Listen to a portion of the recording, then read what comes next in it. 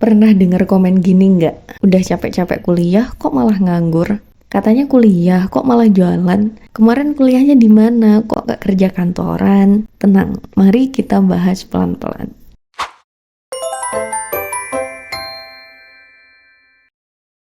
Kenapa banyak sarjana susah cari kerja? Alasan pertama, jumlah sarjana tidak sebanding dengan jumlah lapangan kerja yang tersedia. Di Indonesia, tiap tahun ya ada ratusan ribu lulusan baru dari universitas. Tapi pertumbuhan ekonomi dan lapangan kerja nggak secepat itu. Jadi, suplai sarjana jauh lebih banyak dari demand atau lowongan kerja. Alasan kedua, jurusan kuliah nggak sesuai kebutuhan pasar. Banyak yang kuliah di jurusan populer kayak manajemen, hukum, atau akuntansi, tapi pasar kerjanya sudah penuh. Di sisi lain, industri yang lagi booming kayak teknologi, data science, atau renewable energy malah kekurangan tenaga ahli. Jadi, jumlah sarjana ada banyak, tapi nggak sesuai sama kebutuhan perusahaan. Alasan ketiga, kualitas pendidikan nggak merata. Nggak semua kampus di Indonesia ngasih pendidikan yang siap pakai buat dunia kerja. Banyak yang cuma fokus ke teori, kurang praktek, atau kurikulumnya ketinggalan zaman. Alhasil, lulusannya pintar di kertas tapi bingung kalau disuruh kerja beneran. Alasan keempat, mentalitas harus kerja kantoran. Banyak sarjana yang mikir kerja itu harus kantoran, pakai jas, duduk di meja, gaji bulanan. Pikiran ini juga dipengaruhi oleh lingkungan sekitar termasuk keluarga dan orang tua.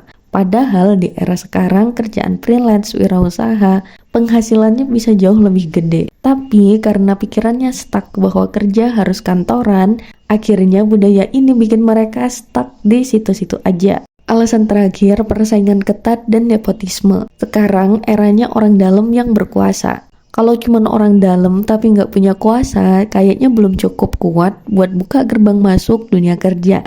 Kita nggak bisa tutup mata sama fenomena ini, karena sebagian besar lowongan pekerjaan itu dibagikan lewat kenalan, kabar dari mulut ke mulut, lalu terakhir jalur informasi umum. Karena itu sulitnya cari kerja bukan soal skill aja, tapi lingkungan, jaringan, dan tempat tinggal juga sangat mempengaruhi.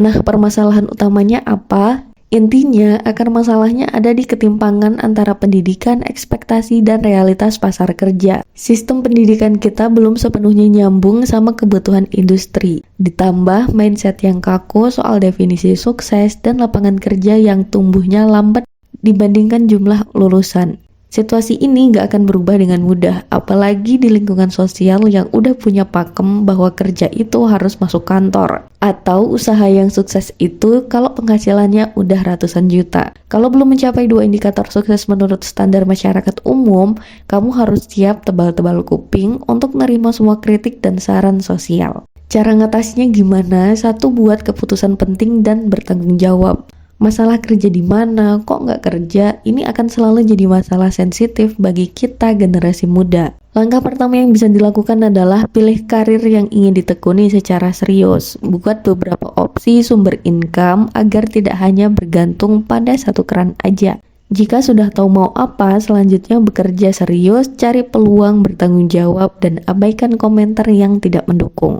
Kedua, upgrade skill yang relevan. Punya kesempatan buat kuliah, itu artinya kamu punya kesempatan untuk belajar hal lain yang dibutuhkan untuk menambah keterampilan penunjang karir. Misalnya, pengen jadi digital marketer, selain belajar seputar dunia digital di kampus, kamu juga perlu cari ruang belajar tambahan di luar kampus. Bisa gabung komunitas, belajar dari YouTube, coba-coba jualan online, dan gabung kelas digital marketing yang kira-kira harganya terjangkau. Punya skill yang relevan akan sangat berguna di dunia kerja. Nggak harus kerja kantoran, kamu bisa kerja dari mana aja.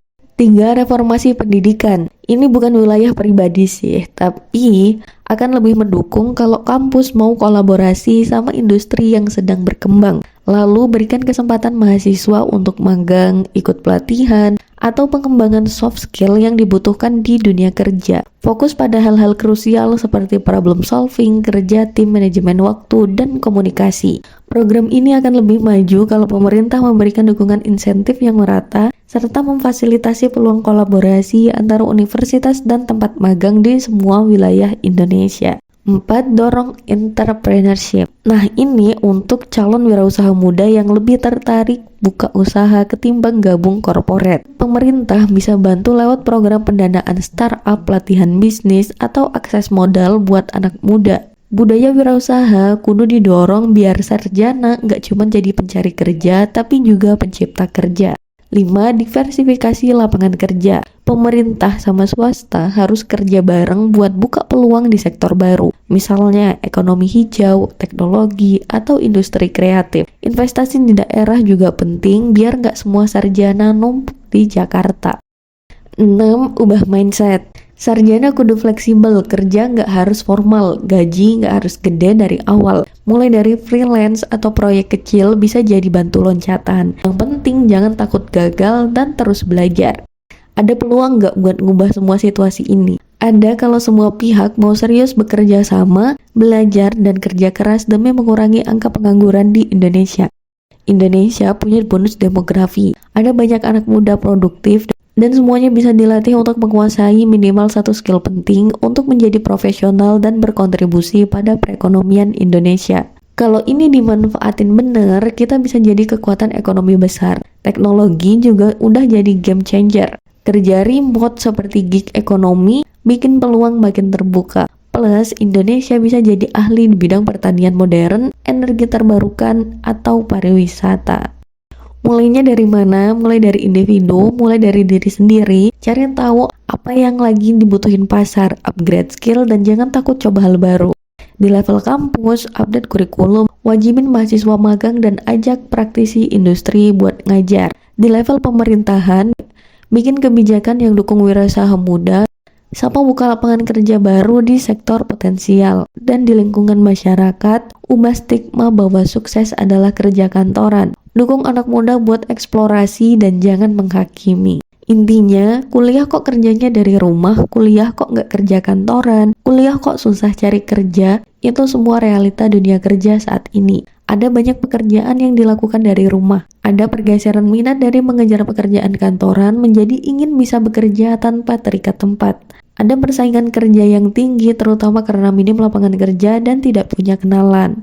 Jadi sebisa mungkin jangan menghakimi seseorang dengan pertanyaan yang hanya diukur berdasarkan background pendidikan aja. Terima kasih.